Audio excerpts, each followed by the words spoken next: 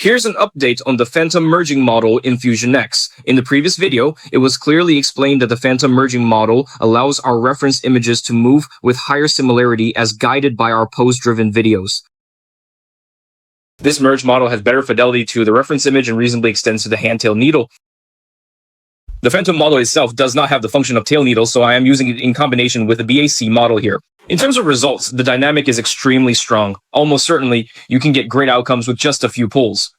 The first result already shocked me. It's two completely unrelated images, both faked human faces. Then let's look at the workflow. I'm using the RunningHub online configuration platform here. First, you'll see the model. One is the VAE model, and the other is our FusioniX-Phantom combined model. Both models come from Hugging Face, and they will also be updated synchronously on the cloud disk. There is also a lower option here. We'll talk about it later when we see the VAE model. By then, we'll have gone through many steps already.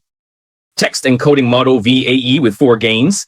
These 2 gain settings can be applied almost losslessly to all the workflow processes of the universal video, including the results from the one scene with 3B models.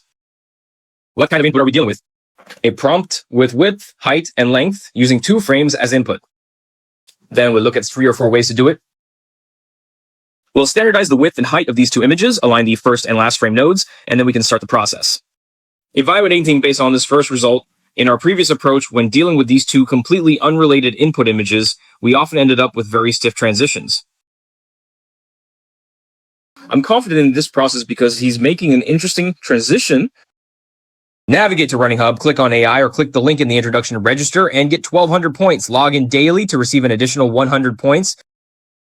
The corresponding AI workflow and one-click AI applications have been deployed online and can now be run and tested online. The second result still uses 2 images as input. The results of this video are actually very good because we can see greater dynamics and more coherent movements, including a reasonable imagination of the background in the image. This is also great. The third result is 3 inserted images. The change lies in how the first and last frames are created. You can input an extra image and then perform interpolation between 3 images to create smooth transitions at the beginning and end. What does this setting amount to? It means placing the first image on frame 1, the second image on frame 41, and the third image on frame 81, because 41 plus 40 equals 81. Before the encoder, basically all our input items could be adjusted freely.